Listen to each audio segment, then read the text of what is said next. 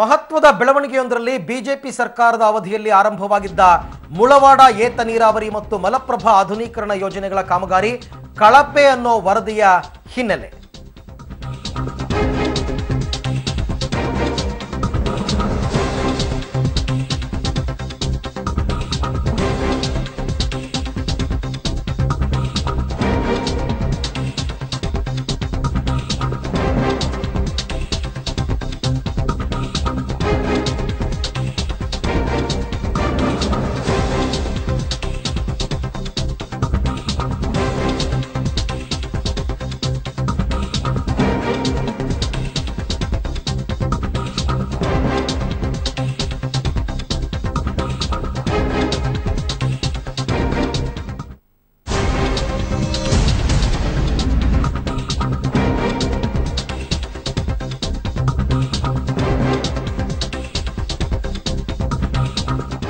ಮಹತ್ವದ ಬೆಳವಣಿಗೆಯೊಂದರಲ್ಲಿ ಬಿಜೆಪಿ ಸರ್ಕಾರದ ಅವಧಿಯಲ್ಲಿ ಆರಂಭವಾಗಿದ್ದ ಮುಳವಾಡ ಏತ ನೀರಾವರಿ ಮತ್ತು ಮಲಪ್ರಭಾ ಆಧುನೀಕರಣ ಯೋಜನೆಗಳ ಕಾಮಗಾರಿ ಕಳಪೆ ಅನ್ನೋ ವರದಿಯ ಹಿನ್ನೆಲೆಯಲ್ಲಿ ಈಗ ಗುತ್ತಿಗೆದಾರರು ಅಧಿಕಾರಿಗಳ ವಿರುದ್ಧ ಕ್ರಮಕ್ಕೆ ಕಾಂಗ್ರೆಸ್ ಜೆಡಿಎಸ್ ಸರ್ಕಾರ ತೀರ್ಮಾನ ತಗೊಂಡಿದೆ.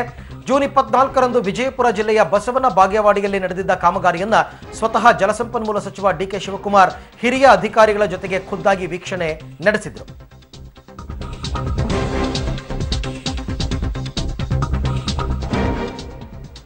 2012ರ ಜನವರಿಯಲ್ಲಿ ಮುಳವಾಡ ಏತ ನೀರಾವರಿ 3ನೇ ಹಂತದ 425.70 ಕೋಟಿ ರೂಪಾಯಿ ಮೊತ್ತದ ಕಾಮಗಾರಿಗೆ ಚಾಲನೆಯನ್ನು ನೀಡಲಾಗಿತ್ತು.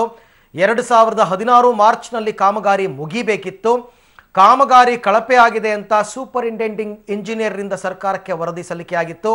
ಆ ನಂತರವೂ ಕಾಮಗಾರಿಯ ಗುಣಮಟ್ಟ ಸುಧಾರಿಸಿಲ್ಲ, ಗುತ್ತಿಗೆ ನಿಯಮ ಉಲ್ಲಂಘನೆಯಾಗಿದೆ. ಮುಳವಾಡ ಯೋಜನೆ superintending engineer PN Kulkarni, AE Bharat Kamble, AWAKS Mohan ಮತ್ತು ಹೈದರಾಬಾದ್ ಮೂಲದ ಮೆಗಾ ಇಂಜಿನಿಯರಿಂಗ್ ಇನ್ಫ್ರಾಸ್ಟ್ರಕ್ಚರ್ ಲಿಮಿಟೆಡ್ಗೆ ನೋಟಿಸ್ ರವಾನೆಯಾಗಿದೆ. ಕಂಪನಿಯನ್ನ ಕಪ್ಪು ಪಟ್ಟಿಗೆ ಯಾಕೆ ಸೇರಿಸಬಾರದು ಅಂತ ಜಲಸಂಪನ್ಮೂಲ ಇಲಾಖೆಯಿಂದ ನೋಟಿಸ್ ಕೂಡ ಜಾರಿಯಾಗಿದೆ.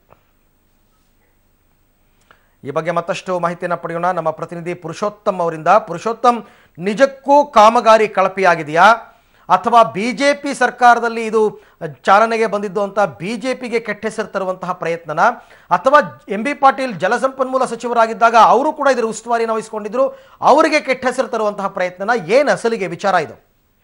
ಅರವಿಂದ್, ಏನಂತಂದ್ರೆ ಮುಂಚೆನೂ ಕೂಡ ಇದ್ರ ಬಗ್ಗೆ ಕೇಳಿಕೊಂಡಿದ್ದು, ಕಳಪೆ ಕಾಮಗಾರಿ ಆಗಿದೆ ಕೂಡ ಅನೇಕ ದೂರುಗಳು ಕೂಡ ಸಲ್ಲಿಕೆಯಾಗಿತ್ತು.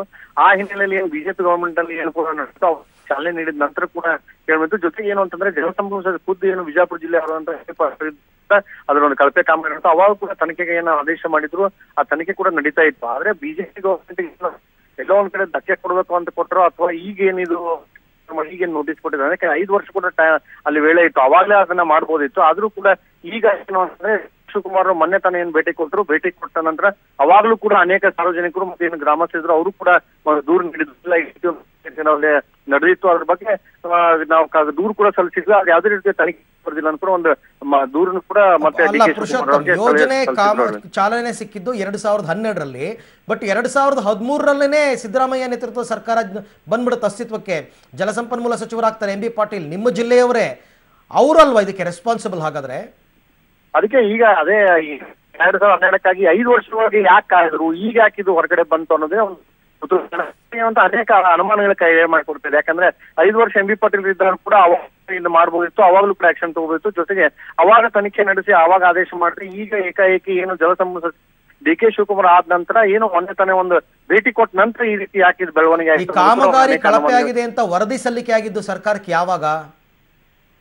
ಅರವಿಂದ್, ಅಂತ ಏನ್ ಕಾಮಗಾರಿ ಆಗಿದೆ ಅನ್ನೋದನ್ನ 2012ರ ನಂತರ ಏನು ಚಾಲನೆ ನೀಡಿದ ನಂತರ MB ಪಾಟೀಲ್ ಜಿಲ್ಲಾಧಿಕಾರಿ ಸಚಿವರು ಅವಾಗ್ಲೇ ಒಂದು ದೂರನ ಸಲ್ಲಿಕೆ ಆಗಿದೆ. ಅದಾದ ನಂತರ 5 ವರ್ಷಗಳ ಕಾಲ ಅವಾಗಲೇ ಯಾವುದೇ ರೀತಿಯ ತನಿಖೆ ನಡೆಸಿ 5 ವರ್ಷಗಳ ಕಾಲ ಯಾಕೆ ತಂಡ ಮಾಡಿದ್ರು, ಆಮೇಲೆ ಈಗ ಹೊರಗಡೆ ಬಂತು, ಈಗ ಯಾಕೆ ಅವರು ಸೂಚನೆ ನೀಡಿದ ಅನ್ನೋದು ಒಂದು ಅನುಮಾನಕ್ಕೆ ಎಡೆ ಮಾಡಿಕೊಟ್ಟಿದ್ದಾರೆ. Purushottam, thank you. ತಮ್ಮೆಲ್ಲ ಮಾಹಿತಿಗಾಗಿ ಧನ್ಯವಾದ.